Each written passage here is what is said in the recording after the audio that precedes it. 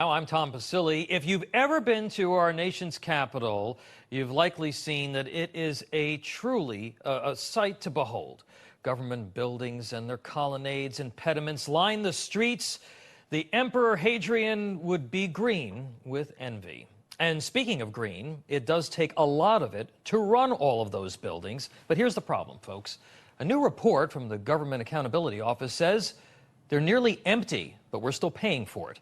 According to the report, during the months of January, February, and March of this year, 17 of 24 agencies surveyed were found to be using an average of just 25% or even less of their available building capacity. So why are our government buildings ghost towns? To discuss, the president of Citizens Against Government Waste, Tom Schatz, and the vice president of the Government Accountability Institute, EGGERS. Tom, I want to go to you first. So the buildings, some of them are 80% empty.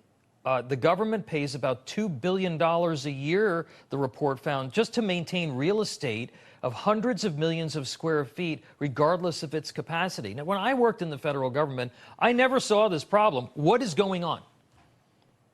A lot of it has to do with the policies that were implemented during COVID, more telework.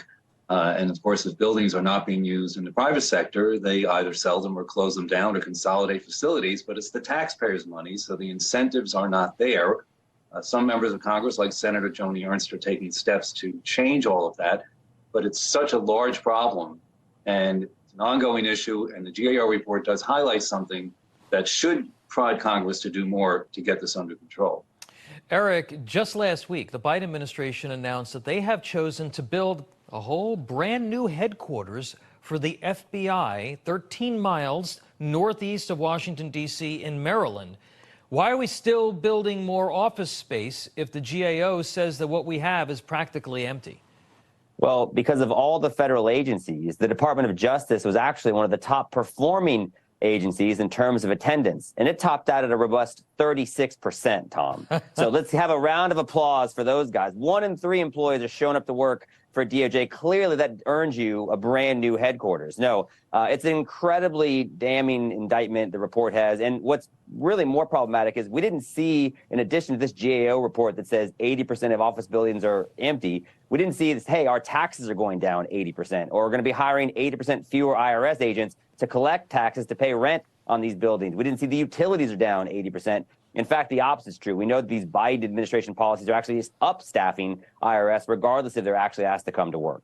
Yeah, and this goes to your point earlier, Tom. According to a government-wide survey conducted by the Office of Personnel Management, OPM basically is the agency that kind of supervises a lot of the personnel and over all of the agencies. Almost 70% of federal employees are still working remotely. Private sector workers had to go back. Teachers had to go back. Pilots had to go back. Everybody had to go back.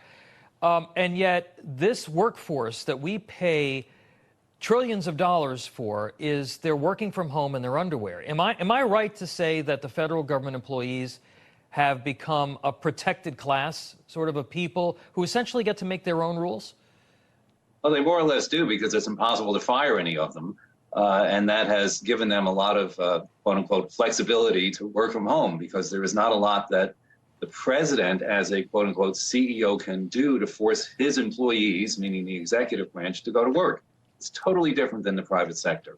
And until the Congress takes steps to force them back in, I'm not sure they're going to open those doors again. Yeah, I remember during the Bush administration when they wanted to have the ability to actually fire people at the Department of Homeland Security because of the type of work that they would be doing, and there was a full-fledged revolt in Washington, D.C. The administrative state actually runs this country. It's certainly not Joe Biden. Eric, to you, how do we get this under control, and how do we get people back to work? Well, I think we have to undermine and undercut, as you noted, the protected class. I mean, let's look at some of the news that we've seen recently. We now have reports that Joe Biden will not be charged for his handling of the classified documents in his home. Why are we so blatant about 2 tiers of justice in this country? It's because the administrative state does feel protected. They feel impervious from any actual accountability. So I actually think it's not just about having, butts in seats in federal agencies. I think there's an argument to be made for having a less productive federal government. But I think what it's actually about is restoring accountability to the people that work for the U.S. taxpayers and understand that you work for us, not the other way around, and everyone should be treated fairly because we're the ones paying for it. Just remember, folks, you got up, went to work this week, braved traffic, paid tolls, whatever you had to do. Your federal government worker who's probably has better health care coverage and better benefits than you do, and maybe even a higher salary, they probably didn't have to get up and go to work. Tom Schatz and Eric Eggers, thank you so much. Appreciate you being here.